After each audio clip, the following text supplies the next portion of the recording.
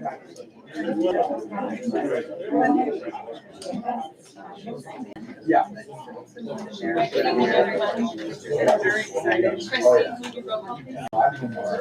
John? Yes.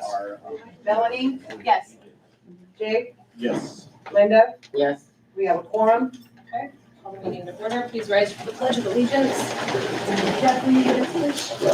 I pledge allegiance to the flag of the United States of America and to the republic for which it stands, one nation, under God, indivisible, with liberty and justice for all. I have proof of publication in front of me. Visitors' correspondence. Anyone desiring to speak on any item or issue not on the agenda or any item on the agenda that does not include a public hearing may do so. It shall be limited to 3 minutes. Persons should identify themselves by name and address. Person speaking should not expect council to engage in back and forth dialogue regarding their comments. Unless an agenda item includes a public hearing, no person may speak during the business portion of the meeting, provided, however, persons speaking during a public hearing are limited to between 5 and 20 minutes. The public is advised that a copy of the Open Meetings Act is located on the north wall of the council chambers. One copy of all reproducible written material to be discussed at this meeting is available for examination or copy. The visitors that want to speak tonight?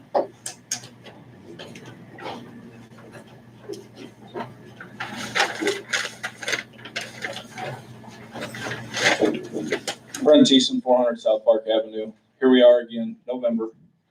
No answers to the water issue on Park Street. There is not one single person on the west side of Park Street that does not have the same issue that I'm having. And you, Cindy, are the only single person that has not responded, not stepped up, not tried to help, nothing. And this is why you're standing in the position that you're standing in today. I don't understand why I cannot just get a damn answer out here. Come fix it. Or tell me to screw off. Whatever it is, somebody needs to do something. I didn't pave that street. I didn't do it that way. Nobody asked me to do it that way. I would have never poured it that way. It needs to be fixed immediately. And my driveway also. Something needs to happen with the driveway. The equipment parking on my driveway was completely asinine. And nobody has done anything. I've yet to even receive a letter saying, hey, we're working on it. Hey, you get 10 years or whatever. Nobody has done nothing. And it starts with you. And you didn't do anything. Nothing. Thank you. Anyone else?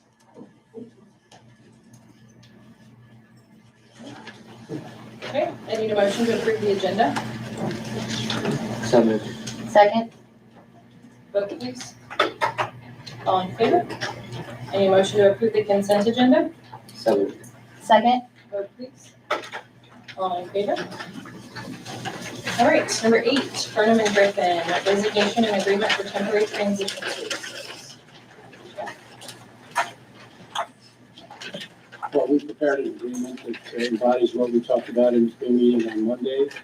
I think Christie sent it out to you at least, Linda, and if that's okay, we can proceed with that. We can't hear back here. Is it back up? Doesn't sound like it.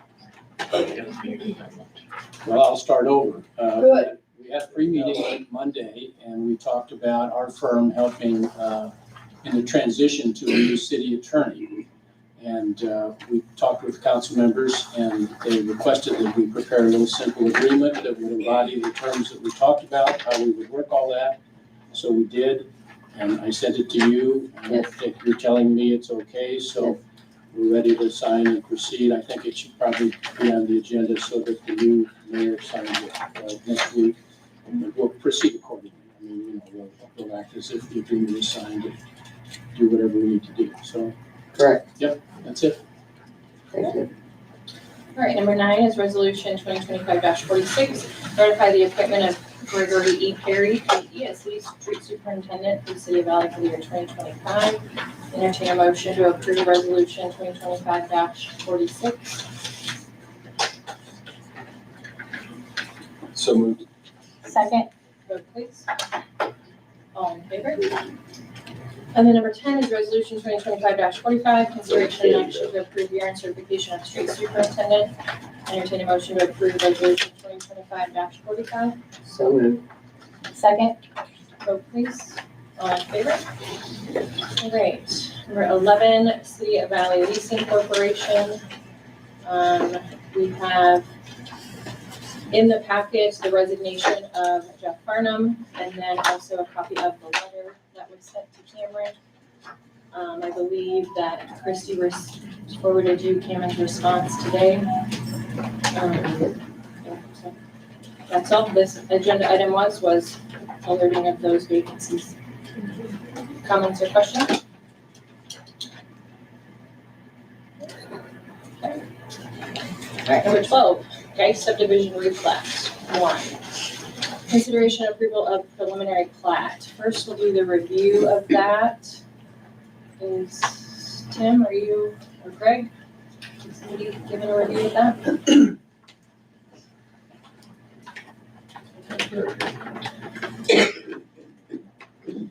Good evening, Great Prairie City Engineer. Basically, tonight we have this Geist subdivision plat. This is something that started, I think the developer started this project back in 2017-18. Don't quote me on the year, but he built one building and now he's ready to build maybe another building to the north. This is directly north of the YMCA. It extends all the way over to Center Street down an old Shell station that just reopened under a different name. I can't think of that.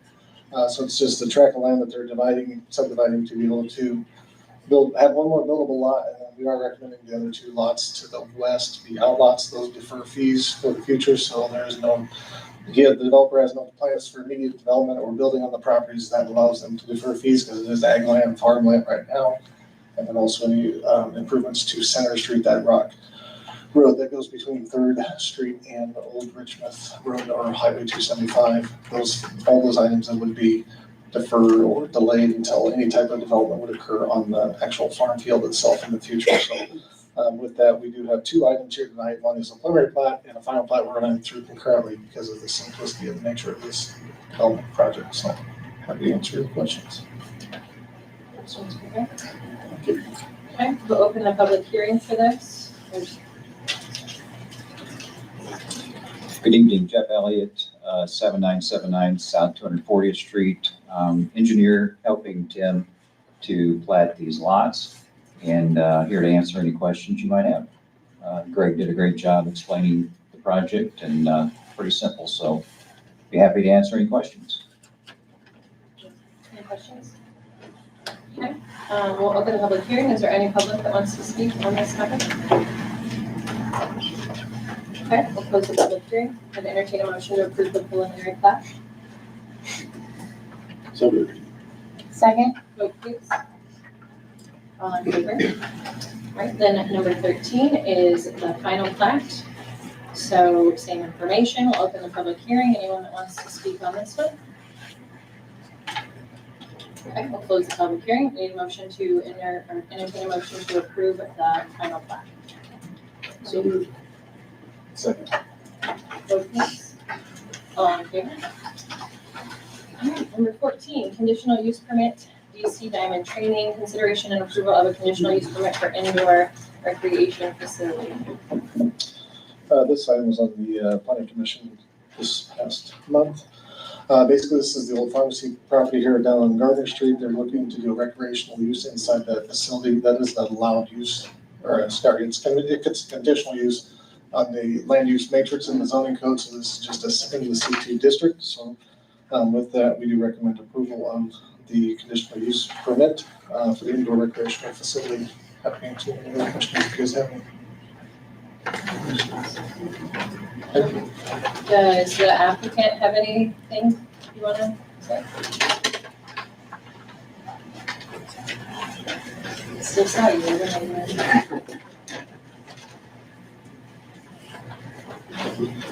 Hello, any questions? Chris Link, 5720 North 279th Circle. Do you have any questions for Chris? What is it gonna be? What kind of training? Indoor batting cages and pitching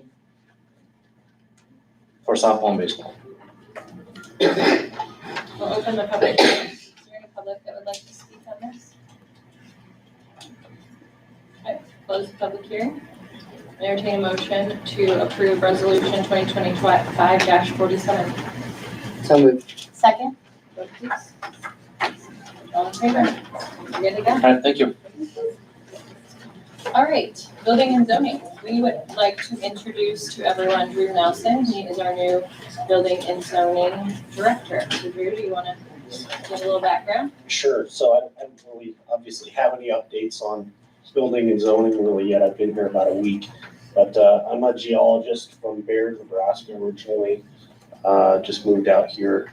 Extensive history in oil and gas and sciencey things. So I'm glad to be here and look forward to working with you. Thank Any you. questions? People service. I'm sorry, all over the place here. Mike Adair, People Service, 207 East Concord Street. Let's see, first start off with water. The water plant, we had a little bit of mishap this particular month. How to explain this? So we have two wells that we're currently running. The VFDs turn those wells off and on. Those VFDs connected to the computer system. During the construction out there, one of the wires to the well number 3 got damaged. It was repaired. Everything was checked. Everything worked. About a week later, during the several checks a day that we do to the water quality there, we found that we're only pumping half the water that we're supposed to be pumping because that well never turned on. But because it was after the VFD, it never recognized it. So obviously we're trying to fix the SCADA so we can recognize that now moving forward. This is kind of a weird situation, but so we end up having a little bit more chlorine. 1.4, I think, total chlorine was the total that we had, I do believe. Just so you all know, 4.0 is the MCL, the maximum contaminant level for chlorine. We normally run 0.05 to 0.06, and it was 1.4. So it wasn't like it was alarmingly high at all. But because of the mains in town, that chlorine is an oxidizer, which then will oxidize the iron and manganese in the pipes. And that's where we have the 27 brown water complaints, basically was from that situation. Obviously, we reacted fast, shut the plant down, dumped all that water, brought in new water, made everything fine. Within 2 hours, we had clean water again. So a very fast reaction to something that just happened. It's just, and we are looking at ways to recognize if the wells do not turn on after the VFDs recognize that they're being turned on. So wastewater, any questions on first? I'm sorry. Okay. Wastewater, of course, lift stations, we're pulling them again. You know, we're still getting unflushable or unbiodegradable products. So please, no wipes, no feminine products. Only biodegradable products should go down the drain. Because it obviously costs a lot of money for us to repair pumps and to replace them because they're damaged because these things are going down the drain. Let's see, we had some issues at a couple of lift stations, which I'm glad he's here now. I forgot his name already, but kind of hiding there, weren't you? Because we have lost traction on getting access to some of these lift stations that we need access to that we currently don't. We have to drive through people's yards, tear down fences. So we're gonna hopefully be able to pick that back up again so we can start getting in these easements. Mike's been working on it too, because it just holds us up and it makes everybody extremely unhappy when we're driving through their yard. Water meters, we're doing extremely well at. We're at 90.4% reading the meters. Where we're basically at now, and thank you, Kendra, by the way, because she deserves like 16 stars for this. She's driving this team and she's doing a wonderful job. But where we're stuck now, and please listen to this, all of you, where we're stuck now is people are not responding to us when we're trying to replace or fix your meter because we have to get in your house. So we put a notice on your door and we ask you to call us. Please call us when you do, because it's to the point now to where if we don't get action, we're sending some certified letters and we're turning your water off until we get this meter fixed. Because we have made several attempts to contact you and you do not make any attempt to contact us. This is the revenue for the water, so we need those meters to work. So it's a drastic step, but we're at that point. So if you get a tag, please call us. Phone number's on there. Kevin's always very nice, willing to come in the evenings, weekends, whatever fits your schedule. Any questions? No? Thank you. City engineer.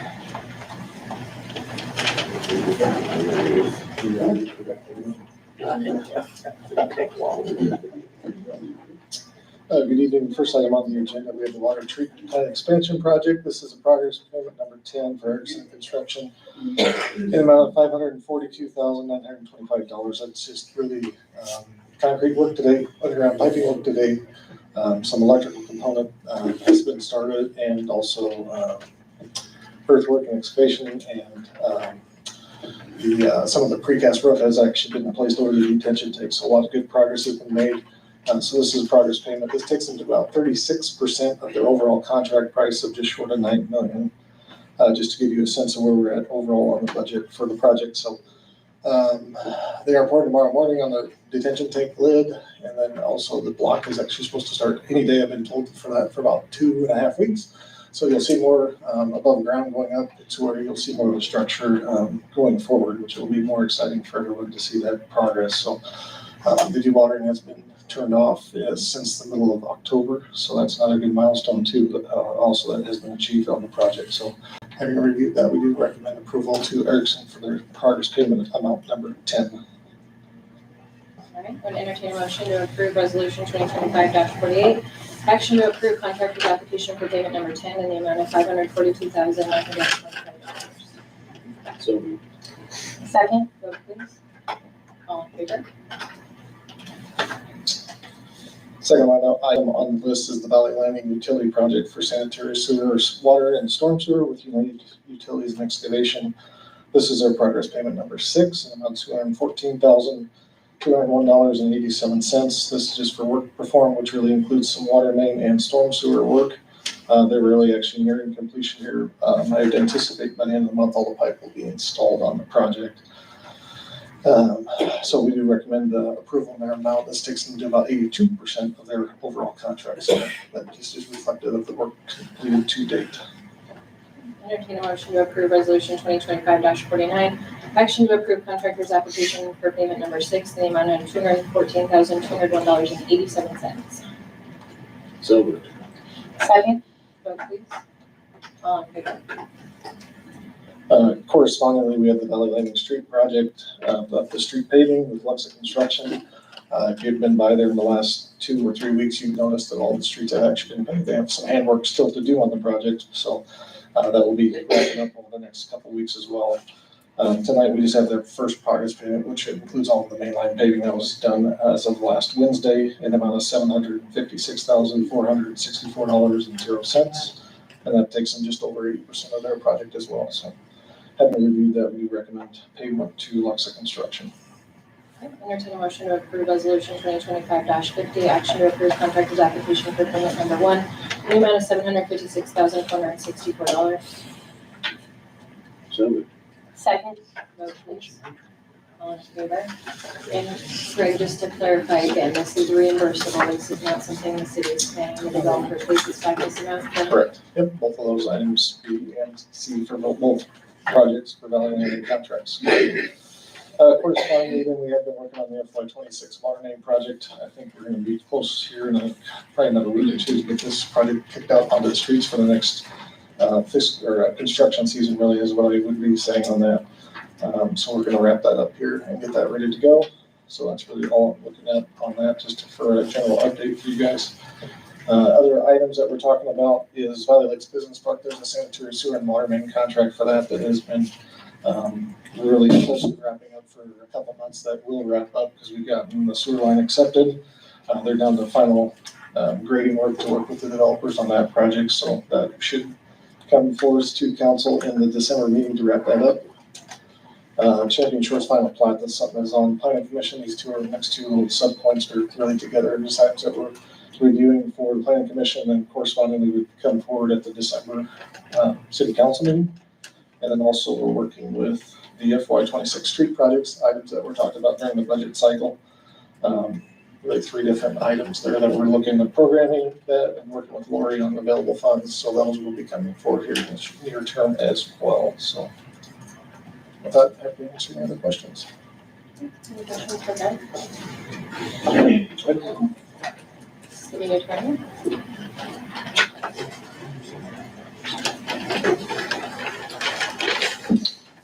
evening. Last month, spent some time on Champion Shores. We talked about it Monday night. I'm planning on going to the planning commission meeting next week. Mr. Beller's been out of town, so I haven't had a chance to visit with him. And we will obviously coordinate with the new city attorney on that. And there'll be a bunch of things that normally would have been on the agenda in December for both the council and the CDA. So we need to talk about that, and we will certainly do that. Spent some time, obviously, on the recall procedures and sort of figuring that out. You're all aware of that. As I indicated Monday also, I did go down. Cindy I testified in front of the Youth Sports Assistance Act Committee, which is the governor, the director, head of the Department of Revenue, head of the Economic Development Department, and a professor from the university, and one other person who I can't remember. But basically, it was in support of Elkhorn Athletics Association application for LB 1197 sales tax code back funds. The city is a co-applicant. They didn't make a ruling. They haven't made a ruling on any of the applications. There was a hearing in December of 24. There were 3 applicants. There were 3 applicants the day we were there. And so that's a very important part of the financing of the project out there. The project will still go forward, but that'll really jumpstart if that happens. So that was important. We'll see where that goes. The other thing is we have in process a draft of an interlocal cooperation agreement with Douglas County relating to our application to have the county cede jurisdiction to approximately 116 acres of the proposed Glass Lake development, which hasn't come before the city yet, but they wanted to do that first. It's over 300 acres and 116 acres are in the county's ETJ. So that's why we have filed that application. The county planning commission has recommended approval subject to the interlocal agreement. The interlocal agreement is pretty close. There were just a couple of things. Greg reviewed it, and they want the city to execute the agreement before it goes in front of the county board. So that will probably be back in front of the council in December or January. If you want it to be, you can control the timing on it. That's it. That's all we got. Any questions? Thank you. Mayor's report, the water tower condensation part. We have gotten the insurance check and all of the documents are signed to get that fixed through the bonding company. We are also, the SRF reimbursement for this month has been a little bit delayed. We were worried it was because of the government shutdown, but it was just somebody's application. So the government shutdown hasn't impacted that. And then lastly, I'm going to do a couple recognitions before we adjourn. First, I want to recognize Council President John Batcher for his service to the city of Valley. From the time John decided to run for office, he's been all in. I remember he was telling me if I'm going to do it, I'm going to do it right, and he's proven that to be true. John took the time to understand how things work and what the city does by spending time with staff, learning city processes, and asking questions to make informed decisions. He's been a strong voice for protecting taxpayer dollars and maintaining accountability and planning responsibly for the city's future. Your experience as a business owner and years on the fire department brought valuable perspective to decision-making, budgeting, and long-term planning. You've also worked directly with police department on wages, benefits, retention strategies, and recommended several zoning changes that will benefit both the city and small businesses long-term. You've been a steady, reasoned voice in the community and never been afraid to ask tough questions or speak up when something doesn't make sense. On behalf of the city, the staff, and our residents, I would like to thank you for your dedication and time serving the community of Valley. You're welcome. And then, last but not least, Jeff and Andrea. I also want to recognize both of you, Farnham and Griffin, for your years of service to the city of Valley. Jeff and Andrea have both been working with the city since 2010 and worked with 3 different mayors, right? Yep. You guys have guided the city through numerous complex legal issues, including high profile annexations, TIF projects, new developments, and more. Personnel questions that any of us can probably count. As the city has grown, your role and involvement has also grown. Through all the projects, Jeff and Andrea have always kept the city's best interests at the top of mind. Although we didn't always agree on everything, I always trusted your judgment, and you guys gave honest advice even when it wasn't what we wanted to hear. I don't know how many times I heard you say, I mean, you can do what you want, but, so thank you for always keeping the city out of trouble many more times than anybody realizes. So your professionalism, patience, and thorough understanding of city operations has been invaluable. You guys are leaving Valley in a great position with strong policies, solid legal and financial positions, and a clear path forward for future growth. On behalf of the city, staff, and residents, I want to thank both of you for your years of service and dedication to the city of Concord. All right, upcoming items, Planning Commission, next Tuesday, the 18th at 4:30. Special city council meeting next Tuesday, I assume at 7? Yes. Yep, okay. And then the Downtown Valley Christmas tree lighting is November 29th, 2025. All right, with that, I would entertain a motion to adjourn. So moved. Vote please. All in favor? I'm sorry, who's making that motion? Thank you.